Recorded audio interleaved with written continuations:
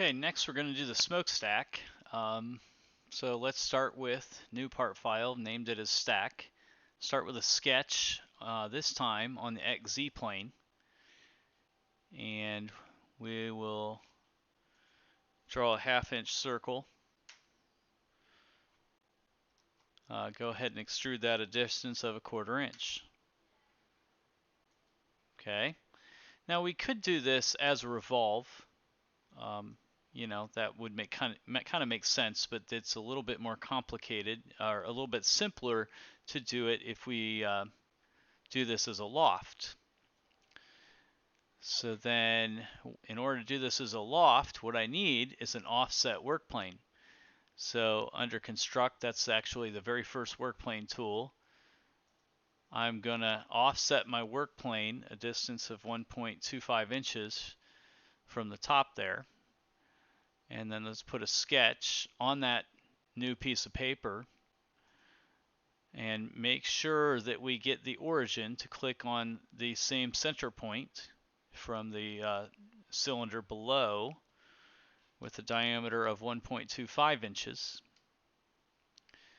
Okay, and again, if I look at my sketch, it's fully constrained. And this time, when I finish my sketch, I'm going to loft. Now usually it takes multiple sketches, but I already have this profile down here from the circle before, so I can just select my other cylinder. I have to hit the plus sign to add another profile, and then that will loft that new profile. And again, I want to make sure I'm joining, not creating a new body. Again, I can extrude, and I want this time a negative 15-degree angle, and I want to go a distance of extruding another 1/4 inch.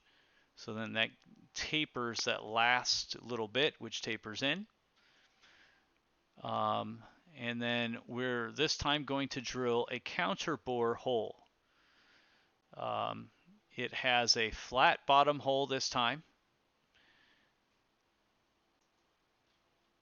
And I'm just going to kind of plop this up on the top somewhere. And as soon as I pick that, now I have to look at my counterbore note, okay, which is the hole note right here. That tells me the hole diameter, the depth, the counterbore diameter, and the counterbore depth. Okay, so over here in this dialog box, I know that my entire hole diameter is 1.5 inches. The counterbore diameter is 0.875 inches. The counterbore depth is 0.375, as is the diameter of the hole, 0.375. Now the only other thing I need to do is center it on that circle, so I got to click one of the circles to get it centered. And that's the stack. One more small detail that would help in assembly.